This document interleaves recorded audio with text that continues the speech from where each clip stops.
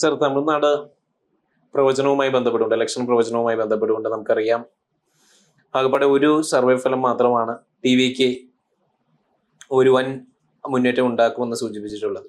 അതിനെ എങ്ങനെ നോക്കിക്കാണുന്നു? ബാക്കി എല്ലാവരും DMKയുടെ ഒരു തുടർ ഭരണമാണ് പ്രവചിച്ചിരിക്കുന്നത്. കേട്ടപ്പോൾ എനിക്ക് ഭയങ്കര വിചിത്രമായിട്ടാണ് അത് തോന്നിയത്. പക്ഷെ എങ്കിൽ പോലും അത് നമുക്ക് ഒറ്റയടിക്ക് അങ്ങോട്ട് തള്ളിക്കളയാൻ പറ്റുന്ന ഒരു കാര്യമല്ല. ഇപ്പൊ അതിന്റെ കാര്യം എന്താണെന്ന് വെച്ചാൽ, ആക്സിസ് മൈൻഡിയുടെ ഓഫീസായിട്ടും അതുപോലെ തന്നെ ഈവൻ പ്രദീപ് ഗുപ്തയോട് ആളുകൾ സംസാരിക്കുമ്പോൾ അദ്ദേഹം പറയുന്ന ഒരു കാര്യം, 70 സീറ്റെങ്കിലും ടി.വിക്ക് കിട്ടും, അതിൽ കുറയാൻ ഒരു സാധ്യതയും ഇല്ല എന്നാണ്. ഏറ്റവും കുറവ് വരാൻ കഴിയുന്നത് അതാണ് എന്നുള്ളതാണ് അദ്ദേഹം പറഞ്ഞേക്കണം. പക്ഷെ അദ്ദേഹത്തിന്റെ സർവേയിൽ പറഞ്ഞേക്കണം 90-ലധികം സീറ്റുകൾ ഉറപ്പായിട്ടും കിട്ടുമെന്നാണ്. പിന്നെ അർജുൻ, ഇതിനകത്തുള്ള ഒരു കാര്യം, അടുത്തത് ഒരു കാമാക്യ അനലിറ്റിക്സും ഇവർക്ക് ഏതാണ്ട് 60-70-ഓളം സീറ്റുകൾ പറഞ്ഞിട്ടുണ്ട്. തമിഴ്നാട് കേന്ദ്രീകരിച്ചുള്ളതാണ്. അപ്പൊ അവര് കേരളത്തിലൊന്നും സർവേ എടുത്തില്ല. കാമാക്യ അനലിറ്റിക്സ് എന്നാണ് അവർ സർവേ കിടന്ന പാർട്ടി തന്നെയാണ്. അപ്പൊ അതുകൊണ്ട് ഇതിന്റെ പ്രധാനപ്പെട്ട വിഷയം എന്ന് വെച്ചാൽ, നമുക്കിത് ഒറ്റടിക്ക് തള്ളിക്കളയാൻ പറ്റുന്ന ഒരു കാര്യമല്ല. അവിടെ വലിയൊരു വികാരം വിജയ്ക്ക് അനുകൂലമായിട്ടുണ്ട് എന്നുള്ളതൊരു യാഥാർത്ഥ്യമാണ്. കരൂര് ദുരന്തമൊക്കെ ഉണ്ടായപ്പോൾ പോലും അതുപോലും വിജയ്ക്ക് അനുകൂലമാകും എന്ന് പറഞ്ഞ് ഞാൻ വീഡിയോ ചെയ്തിട്ടുള്ള ഒരാളാണ്. അവിടെ പ്രത്യേകിച്ചും സ്ത്രീ വോട്ടർമാരടക്കും, അതുപോലെ തന്നെ യങ് ആയിട്ടുള്ള വോട്ടേഴ്സ്, ഒരു 35 വയസ്സിൽ താഴെയുള്ള വോട്ടേഴ്സിനടക്കമൊക്കെ തന്നെ വലിയ വികാരം വിജയ്ക്ക് അനുകൂലമായിട്ടുണ്ട്. അതിന്റെ പ്രധാനപ്പെട്ട കാരണം എന്ന് പറഞ്ഞാൽ DMK എന്ന് പറയുന്ന അഴിമതിയുടെ കൂത്തരങ്ങാണെന്നുള്ളത് അവർക്ക് എല്ലാവർക്കും അറിയാം. ഒരു 30,000 കോടിയെങ്കിലും ഒരു മാസം ഉണ്ടാക്കണം എന്നുള്ളതാണ് അവരുടെ ചിന്താഗതി എന്നുള്ളതാണ്. തമിഴ്നാട് രാഷ്ട്രീയം എന്ന് പറഞ്ഞു കഴിഞ്ഞാൽ തന്നെ അഴിമതിയുടെ കൂത്തരങ്ങാണ്. അതുകൊണ്ട് അതിൽ വലിയ പ്രതീക്ഷയൊന്നുമില്ല. പക്ഷെ അങ്ങനെ അഴിമതി ചെയ്യാത്ത, അതുപോലെ BJPയെയും സംഘപരിവാറിനെയും ഒരുപോലെ എതിർക്കുന്ന ഒരാളായിട്ടുള്ള ഒരു പ്രൊജക്ഷൻ അവിടെ ഉണ്ടാക്കാൻ സാധിച്ചിട്ടുണ്ട്. പക്ഷെ ഞാൻ വിചാരിച്ചിരുന്ന ഒരു 30-20 സീറ്റുകളൊക്കെ കിട്ടാൻ സാധ്യതയുള്ളൂ മാക്സിമം എന്നാണ്. അതിന്റെ പ്രധാനപ്പെട്ട കാര്യം, വിജയ്ക്ക് അവിടെ ഒരു സംഘടന ഉണ്ടാക്കാൻ കഴിഞ്ഞിട്ടില്ല, അതുപോലെ തന്നെ ഒരു ഇടത്തരം സ്ട്രക്ചറൊക്കെ ഉണ്ടാക്കാൻ കഴിഞ്ഞിട്ടില്ല, ഒരു ഇടത്തരം നേതാക്കന്മാരെയും സൃഷ്ടിക്കാൻ കഴിഞ്ഞിട്ടില്ല. ഞാൻ ഈ കഴിഞ്ഞ ഒരു 2-3 ആഴ്ച മുമ്പായിട്ട് ഞാൻ കണ്ടിന്യൂസ്ലി അവിടെ നമ്മളെ ഇലക്ഷൻ പ്രഖ്യാപിക്കുന്നതിന് തൊട്ട് മുമ്പ് വരെ ഞാൻ അവിടെ മുഴുവൻ സഞ്ചരിച്ച ഒരാളാണ്. അതായത് തമിഴ്നാട്ടിലെ ഏതാണ്ട് എല്ലാ ഭാഗങ്ങളിലും തന്നെ ഞാൻ സഞ്ചരിച്ചിരുന്നു. എന്നാൽ ഞാൻ ഇവിടെ നിന്ന് നേരെ വണ്ടി ഓടിച്ച് ചെന്നൈക്ക് പോവുകയും ചെന്നൈയിൽ 2-3 ദിവസം താമസിക്കുകയും അതിനുശേഷം ഞാൻ അവിടെ നിന്ന് നേരെ വണ്ടി എടുത്തിട്ട് ബാംഗ്ലൂർക്ക് പോവുകയൊക്കെ ചെയ്തതാണ്. അപ്പൊ ഇതിനിടയിലുള്ള നിരവധി ആളുകളോട് നമ്മൾ നേരിട്ട് സംസാരിക്കുകയും ഒരു ഗ്രൗണ്ട് ലെവലിൽ ഒരു അഭിപ്രായം എടുക്കുകയൊക്കെ ചെയ്തിരുന്നു. അപ്പൊ ആ സമയത്ത് തന്നെ എനിക്ക് തോന്നിയൊരു കാര്യം എന്ന് പറഞ്ഞാൽ, ഏതാണ്ട് ഒരു 18 മുതൽ 23% വരെ വോട്ടുകൾ വിജയ് പിടിച്ചേക്കാമെന്നുള്ളതാണ്. എനിക്ക് തോന്നുന്നത്, ഞാൻ എന്റെ വീഡിയോയിലൊക്കെ അത് പിന്നീട് പറഞ്ഞിട്ടുണ്ട്, 18 മുതൽ 23% വരെ വോട്ടുകൾ വിജയ് പിടിച്ചേക്കാം. പക്ഷെ ഈ സ്ട്രക്ചർ ഇല്ലാത്തതുകൊണ്ട്, പാർട്ടി സ്ട്രക്ചർ ഇല്ലാത്തതുകൊണ്ട് ഇത് വോട്ടായി കൺവേർട്ട് ചെയ്യപ്പെടുമോ എന്ന് നമുക്ക് വലിയ സംശയം ഉണ്ടായിരുന്നു. പക്ഷേ തമിഴ്നാടാണ്, അങ്ങനെ സ്ട്രക്ചർ ഒന്നും വേണമെന്ന് നിർബന്ധം ഇല്ല. അരവിന്ദ് കെജ്രിവാളൊക്കെ വന്ന പോലെ വേണമെങ്കിൽ വിജയ്ക്ക് വരാവുന്ന ഒരു സാഹചര്യമുണ്ട്. പക്ഷേ ഈ ആക്സിസ് മൈൻഡിയുടെ സർവേ, പ്രദീപ് ഗുപ്തയും അവർ നന്നായി പണിയെടുക്കുന്നവരാണ്. കഴിഞ്ഞ ഹരിയാനയിലും അതുപോലെ ലോക്സഭയിലൊക്കെ അവരുടെ പ്രവചനം മുഴുവൻ തെറ്റായിരുന്നു, ബീഹാറിലൊക്കെ തെറ്റായിരുന്നു. പക്ഷെ എങ്കിൽ പോലും ഞാൻ പറയുന്ന ഒരു പ്രധാനപ്പെട്ട കാര്യം, ആക്സിസ് മൈൻഡിയുടെ പ്രദീപ് ഗുപ്ത പറയുന്ന 70 സീറ്റുകൾ വരെയെങ്കിലും ഏറ്റവും കുറഞ്ഞത് അവർ പിടിക്കുന്നതാണ്. പിന്നെ അവർ അധികാരത്തിലേക്ക് വരാൻ സാധ്യത ഏറ്റവും കൂടുതൽ പറയുന്ന അവർക്കാണ്. അതായത് ഏറ്റവും ലോവസ്റ്റ് സീറ്റ് 90-98 സീറ്റുകളാണ് അവർക്ക് പ്രദീപ് ഗുപ്ത ആക്സിസ് മൈൻഡിയൊക്കെ പറയുന്നത്. എന്ന് പറഞ്ഞാൽ അത്രയും സാധ്യത ഉണ്ടെന്നാണ് പറഞ്ഞത്. അത്രയുണ്ടെന്നുള്ളത് ഞാൻ വിചാരിക്കുന്നില്ല. ഞാൻ വിചാരിക്കുന്നത് കഴിഞ്ഞ തവണത്തെ പെർഫോമൻസിനൊപ്പം എത്തിയില്ലെങ്കിൽ പോലും അവിടെ DMK അധികാരത്തിലേക്ക് എത്താം എന്നുള്ളത് തന്നെയാണ് എന്റെ വിശ്വാസം. കാരണം DMKക്ക് ആ സ്ട്രക്ചർ ഇപ്പോഴും ഉണ്ട്. അതുപോലെ ഒരു ഭരണവിരുദ്ധ വികാരത്തിന്റെ വോട്ടുകൾ സ്പ്ലിറ്റ് ചെയ്യപ്പെടുമ്പോൾ അത് സ്വാഭാവികമായിട്ടും വിജയ് ഇപ്പോൾ ഒരു 40-50-60-70% വോട്ടുകൾ വന്നാൽ ഉറപ്പായിട്ടും അത് ADMKക്ക് ഇപ്പൊ കഴിഞ്ഞ ലഭിക്കേണ്ട വോട്ടുകളിൽ കുറച്ചെങ്കിലും അവർ എന്ത് ചെയ്യും, കൂടുതലായിട്ട് പിടിക്കും. അപ്പൊ അങ്ങനെ സ്പ്ലിറ്റ് ചെയ്യപ്പെട്ടാൽ അതിന്റെ ഒരു അഡ്വാൻറ്റേജിൽ സ്റ്റാലിൻ അധികാരത്തിലേക്ക് എത്തുമെന്നാണ് ഞാൻ വിചാരിക്കുന്നത്.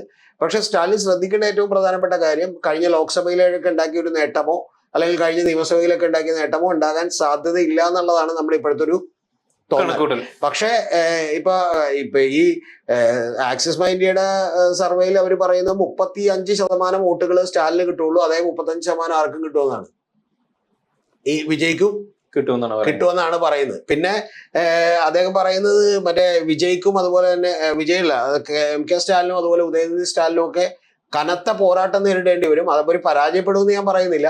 പക്ഷെ ആ പറയുന്നതിന്റെ ഉള്ളിൽ ഉദ്ദേശം വേണമെങ്കിൽ അവർ പോലും പരാജയപ്പെടാം എന്നുള്ളതാണ്. അപ്പൊ അത്തരത്തിലുള്ളൊരു വേവ് അവിടെ ഉണ്ടായിട്ടുണ്ടോ, തരംഗം ഉണ്ടായിട്ടുണ്ടോ എന്നുള്ളത് വലിയ ഇഷ്യൂ ആണ്. അത് മാത്രമല്ല BJP-യുമായിട്ട് അലയൻസ് പങ്കിട്ടത് ADMK-ക്ക് ഒരു ദോഷം ചെയ്തിട്ടുണ്ട് അല്ലെ? ADMK-ക്ക് തീർച്ചയായിട്ടും ദോഷം ചെയ്തിട്ടുണ്ട്. അല്ലെങ്കിൽ അവർ കുറെ കൂടി വോട്ടുകൾ പിടിക്കുമായിരുന്നു എന്നുള്ളതാണ് എന്റെ വിശ്വാസം. കാരണം ആവശ്യമില്ലാത്ത ആളുകളെ, അതായത് പാർട്ടിയിലുണ്ടായിട്ടുള്ള വലിയ സ്പ്ലിറ്റുകളെയൊക്കെ തന്നെ പളനിസ്വാമി അതിജീവിക്കുകയും അവര് എടപ്പാടി പളനിസ്വാമി അതിജീവിക്കുകയും ആളുകളെയൊക്കെ തന്നെ എക്സ്പെൻഡ് ചെയ്യുകയും ചെയ്തുകൊണ്ട് പാർട്ടി പിടിച്ചിരിക്കുന്നുണ്ട്. പുലിപോലെ വന്ന അണ്ണാമലൈ എലിപോലെ പോകുന്ന ഒരവസ്ഥയും വന്നിരുന്നു. അതെ അതെ, അല്ല അത് BJP എന്ന് പറയുമ്പോൾ തന്നെ അവിടെ അവരുടെ ഒരു സംസ്കാരത്തിലേക്ക് ഒരു അധിനിവേശം നടത്താമെന്ന ആളുകളായിട്ടാണ് ഇവർ കാണുന്നത്. അപ്പൊ അവരുടെ ഒരു B ടീമായിട്ടാണ് എടപ്പാടി പളനിസ്വാമി അണ്ണാമലയും ADMK അല്ല, അണ്ണാമല അവരുടെ പ്രസിഡന്റ് ആണല്ലോ. ഞാൻ പറഞ്ഞ എടപ്പാടി പളനിസ്വാമിയൊക്കെ തന്നെ ആളുകൾ പ്രൊജക്ട് ചെയ്തേക്കുന്നത്.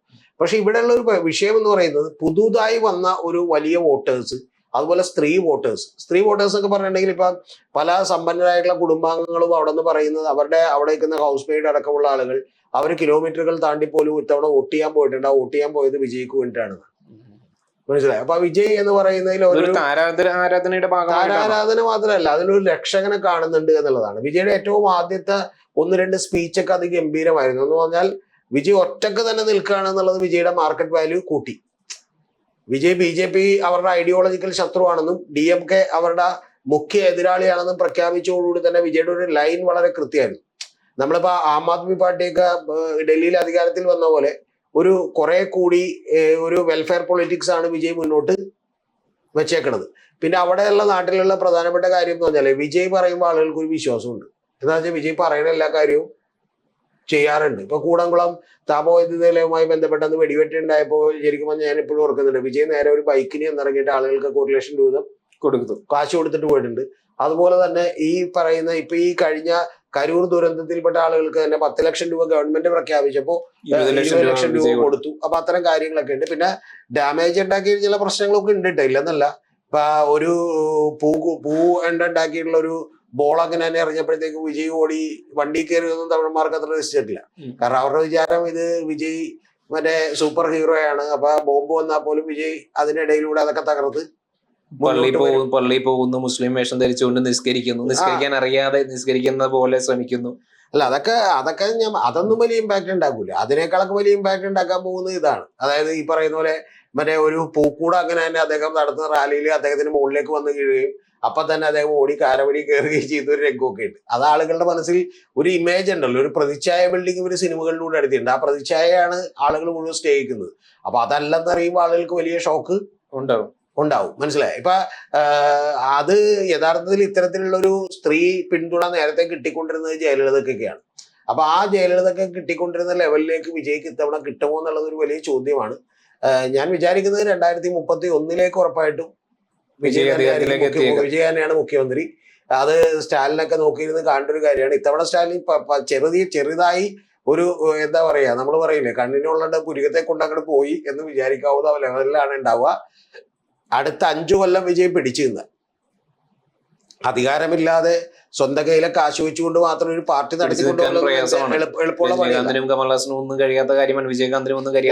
കമലഹാസനും അല്ല യഥാർത്ഥത്തിൽ വിജയ് എന്ന് പറയുന്നത്. നമ്മള് വിജയുടെ കേസിൽ നമുക്ക് പണ്ട് തന്നെ അറിയാം. ഇപ്പൊ നമ്മൾ ചെന്നൈ ചെന്ന് താമസിക്കുമ്പോൾ അല്ലെങ്കിൽ സ്ത്രീകളോടൊക്കെ സംസാരിക്കുമ്പോൾ എന്ന് പറഞ്ഞാൽ വിജയിനെ ആളുകൾ കാണുന്നത് പലപ്പോഴും അവിടെ തമിഴക രാഷ്ട്രീയത്തെയും തമിഴ്നാടിനെയൊക്കെ രക്ഷിക്കാൻ വന്ന ഒരാളായിട്ടാണ് വിജയിനെ എന്ത് ചെയ്തിട്ടുള്ളത് പലപ്പോഴും ആളുകൾ പ്രതികരിച്ചിട്ടുള്ളത്. അതിന്റെ ഒരു ചെറിയ ഉദാഹരണം ഇപ്പൊ ഇവിടെ ജയസൂര്യയൊക്കെ ഉണ്ട്. ജയസൂര്യ റോഡിലുള്ള മെറ്റലിട്ട് നന്നാക്കുന്നു, അപ്പൊ കേസെടുക്കുന്നു എന്നൊക്കെ പറഞ്ഞപ്പോ ജയസൂര്യക്ക് ഒരു ചെറിയ ഹീറോയിസം വന്നിരുന്നു. പിന്നെ ആ മറ്റേ പ്രശ്നങ്ങളൊക്കെ വന്നപ്പോൾ അത് മുഴുവൻ തകർന്നഴിഞ്ഞു പോയി. ഹേമ കമ്മിറ്റി വന്നപ്പോഴും മറ്റേ ടോയ്ലറ്റിൽ കൂടി പോണ ആളുകളെ കയറി പിടിക്കുമ്പോഴും ടോയ്ലറ്റ് സ്റ്റാർ എന്നുള്ള നിലക്ക് പോയി. അപ്പൊ ഞാൻ പറയുന്നത് അതൊക്കെ നമ്മുടെ കേരളത്തിൽ പോലും സാധ്യമാണ്. നിങ്ങളൊന്ന് ആലോചിച്ച് നോക്കൂ. ഒരു 500 രൂപ മുടക്കി അല്ലെങ്കിൽ 2000 രൂപ മുടക്കിയിട്ടുള്ള ഒരു മെറ്റലും കുറച്ച് ഇത് വിട്ടിട്ട് എന്ത് ചെയ്യുന്നു, വഴിയിൽ നിന്ന് റോഡ് നന്നാക്കുന്നു. ആ റോഡ് നന്നാക്കുമ്പോൾ അപ്പൊ തന്നെ ഒരു ഹീറോ ഇമേജ് കേരളത്തിൽ പോലും എന്ത് ചെയ്യുന്നു കിട്ടുന്നു എന്ന് പറയുമ്പോൾ ഇതിന്റെയൊക്കെ 500 ഇരട്ടിയാണ് തമിഴ്നാട്ടിൽ എന്ത് ചെയ്യുന്നത് ഒരു സിനിമ ഇറങ്ങുമ്പോൾ കിട്ടുന്നത്. യഥാർത്ഥത്തിൽ ഇപ്പൊ ജനനായകനൊന്നും ഇറക്കാൻ പറ്റില്ല. ഇറക്കാൻ പറ്റാണ്ട് വിജയ് തന്നെ അത് ലീക്ക് ചെയ്ത് പുറത്തേക്ക് കൊടുത്തായിരിക്കും ആളുകൾ മുഴുവൻ കാണിച്ചതെന്ന് വെച്ച്. കാരണം ഇറക്കിയത് ഈ കാര്യത്തിന് വേണ്ടിയിട്ടാണ്. അപ്പൊ അതുകൊണ്ട് അദ്ദേഹം ഇനി കിട്ടിയില്ലെങ്കിൽ, പക്ഷെ ഇത്തവണ അധികാരം കിട്ടിയില്ലെങ്കിൽ, വലിയ മേജർ റോള് ഭരണത്തിൽ ഉണ്ടായില്ലെങ്കിലുള്ള ഒരു പ്രശ്നം എന്താ വെച്ചിട്ടുണ്ടെങ്കിൽ 5 കൊല്ലം ഇത് കൊണ്ടു കിടക്കുകയും 5 കൊല്ലം ഒരു പ്രതിപക്ഷ നേതൃത്വത്തിൽ നിന്ന് ഫൈറ്റ് ചെയ്യുകയും അതേപോലെ തന്നെ പിന്നെ സിനിമകളിൽ അഭിനയിക്കാതിരിക്കുകയൊക്കെ ചെയ്യുന്ന അദ്ദേഹത്തെ സംബന്ധിച്ച് വലിയ Damage ഉണ്ട്. പിന്നെ വലിയൊരു ഫീല് കൂടി അവിടെ സാധാരണക്കാരായ കുട്ടികളുടെ ഇടക്കുണ്ട്. എന്ന് പറഞ്ഞാൽ ഒരു 18ഉം 35 വയസ്സിലൊക്കെ അവർക്കുള്ള ഒരു വികാരം എന്താണെന്ന് വെച്ചിട്ടുണ്ടെങ്കിൽ വിജയ് ഒരുപാട് നഷ്ടങ്ങൾ സഹിച്ച് ഇങ്ങോട്ട് വന്ന ആളാണ്.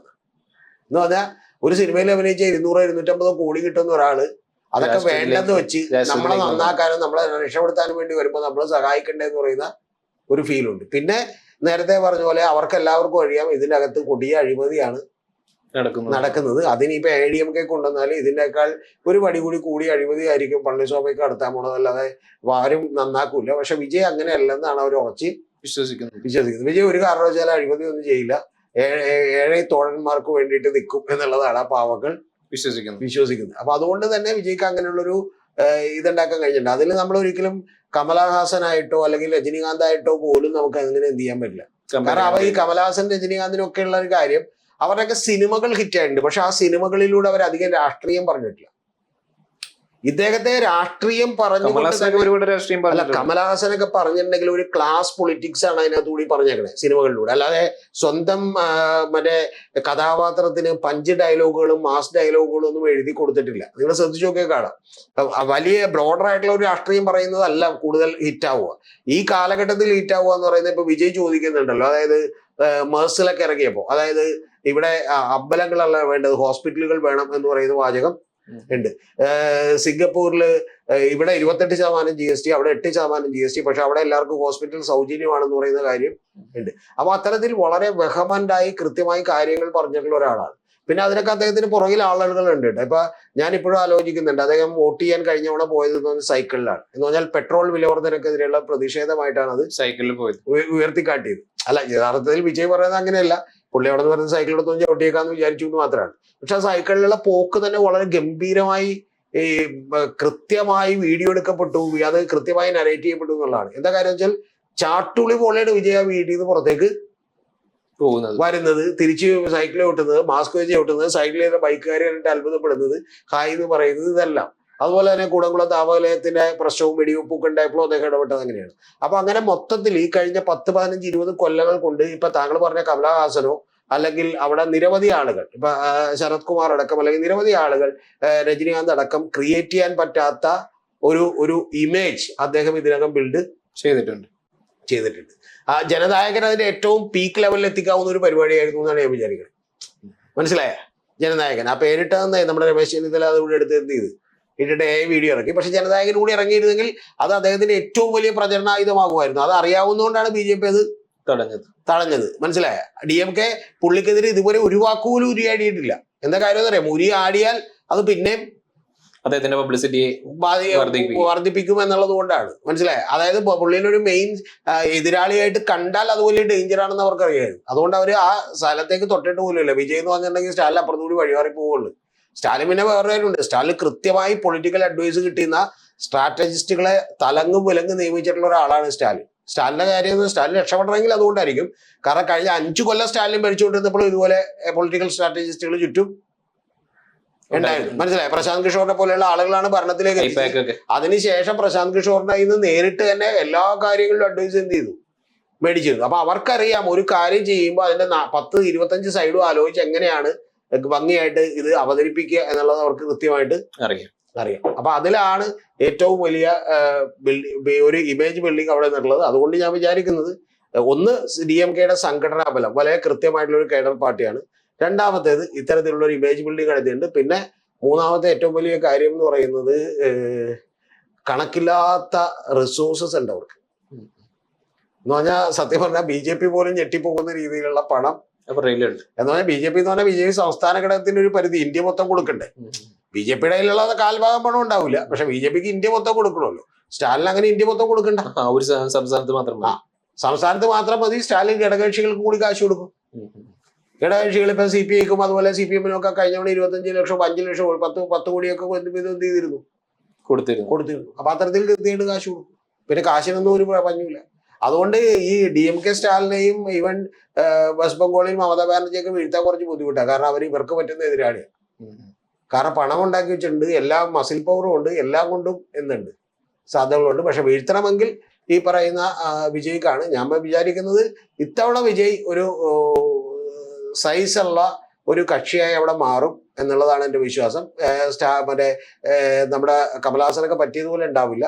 അപ്പൊ ആ സൈസുള്ള ഞാൻ പറഞ്ഞ ഒരു 15, 20, 30 സീറ്റുകൾ വരെ എത്തിയേക്കാം. അങ്ങനെ വന്നാൽ ഉടനെ തന്നെ മിക്കവാറും ഇപ്പൊ BJP-യുമായിട്ട് വിജയ് അലയൻസ് വെക്കുവോ? BJP-യുമായിട്ടൊരു അലയൻസ് വെക്കാൻ സാധ്യതകൾ കുറവാണ്. കാരണം BJP ആയിട്ടൊരു അലയൻസ് വെച്ചാലുള്ള അപകടം അഡ്വൈസ് ചെയ്തിട്ടുള്ള ആളുകൾ വിജയനോട് നേരത്തെ തന്നെ പറഞ്ഞിട്ടുണ്ട്. അതുകൊണ്ട് വിജയ്ക്ക് പ്രസംഗം എഴുതി കൊടുക്കുന്നവർ മുതൽ കൃത്യമായിട്ട് ഈ കാര്യങ്ങൾ ചെയ്യുന്നവർക്ക് വരെ അതിന്റെ അപകടം കൃത്യമായിട്ട് തിരിച്ചറിയാം. ഒരു ദ്രവീഡിയൻ കൾച്ചറിനെ വെല്ലുവിളിച്ചുകൊണ്ട് വിജയ് ഒരിക്കലും അവിടെ ആ പണിക്ക് ചെയ്യില്ല. പിന്നെ അത് മാത്രമല്ല, വിജയനെ പിടിക്കാൻ ഇവര് പലവട്ടം നോക്കിയിട്ടുണ്ടെന്നാണ് എനിക്കറിയാൻ കഴിയുന്നത്. ഇപ്പൊ ഡൽഹിയിലേക്ക് വിളിച്ച് ഇദ്ദേഹത്തെ ചോദ്യം ചെയ്യാൻ വേണ്ടി വിളിക്കുമോ, സത്യത്തിൽ ചോദ്യം ചെയ്യാൻ വേണ്ടി വിളിക്കണ പോലെയല്ല വിളിച്ചുകൊണ്ടിരുന്നത്. ഇതേതായാലും ഒരു ട്രീറ്റ് കൊടുത്ത് വിടാൻ വേണ്ടി വിളിക്കണ പോലെയാണ് എന്ത് ചെയ്തുകൊണ്ടിരുന്നത്. നിങ്ങൾ ശ്രദ്ധിച്ചു നോക്കി കാണാം.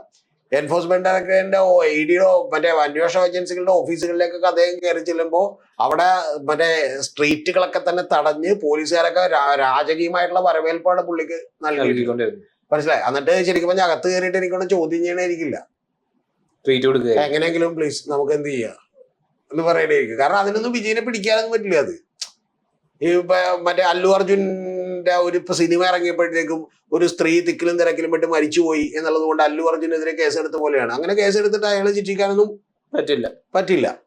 മനസ്സിലായി? അപ്പൊ അതുകൊണ്ട് അതൊന്നും നടക്കില്ലെന്ന് അറിയാം. പിന്നെ വെറുതെ ഇവര് വിളിച്ചെന്ത് ചെയ്യുന്നു, ബുദ്ധിമുട്ടിക്കുന്നു എന്നുള്ളത് മാത്രമേ ഉള്ളൂ. ബുദ്ധിമുട്ടിക്കണല്ല, ഡൽഹി വരുമ്പോഴത്തേക്കും കുറച്ചുകൂടി സൗകര്യമായിട്ട് സംസാരിക്കാമല്ലോ എന്ന് വിചാരിച്ച് എന്ത് ചെയ്യുന്നു, സംസാരിക്കുന്നു, അത്രേ ഉള്ളൂ. അതിലേക്ക് വിജയ് വഴങ്ങി കൊടുത്തിട്ടില്ല. ഇനി ഏറ്റവും വലിയ സിറ്റുവേഷൻ എന്ന് പറഞ്ഞാൽ വിജയ് ഒരു വലിയ മാർജിൻ അവിടെ ഉണ്ടാക്കുകയാണ്. DMK-യേക്കാൾ വലുതെങ്കിൽ പോലും വേറെ ആരുടെയെങ്കിലും സപ്പോർട്ട് വിജയ്ക്ക് വേണ്ടി വരും. അങ്ങനെയാണെങ്കിൽ ചിലപ്പോൾ കോൺഗ്രസ് സപ്പോർട്ട് ചെയ്യായിരിക്കും. അതാണ് അതിൽ സംഭവിക്കാൻ പോകുന്ന കാര്യം. അപ്പൊ അതുകൊണ്ട് ഇതാണ് അവിടുത്തെ സിറ്റുവേഷൻ. ഞാനിപ്പോഴും വിചാരിക്കുന്നത് DMK തന്നെ അധികാരത്തിൽ വരും. വിജയ് ഒരു കുഴപ്പമില്ലാത്ത പെർഫോമൻസ് വിജയ് കാഴ്ചവെക്കും. ഒരു 18-ന് 23-ന് അടക്കമുള്ള ശതമാനം വിജയ് നേടുമെന്നാണ്. വിജയ്ക്ക് നേടാൻ കഴിയുമായിരുന്ന ഒരു 4-5% വോട്ടുകൾ കിട്ടാതെ പോകും. അത് വിജയ്ക്ക് സംഘടനാബലം, സ്ട്രക്ചർ ഇല്ലാത്തതുകൊണ്ടാണ്. ഇപ്പോഴും രസികർ മണ്ഡലങ്ങളായിട്ടാണ് നിൽക്കുന്നത്. വിജയ് മാത്രമാണ് അതിന്റെ നേതാവ്. അതതിന്റെ പ്രശ്നങ്ങളുണ്ട്.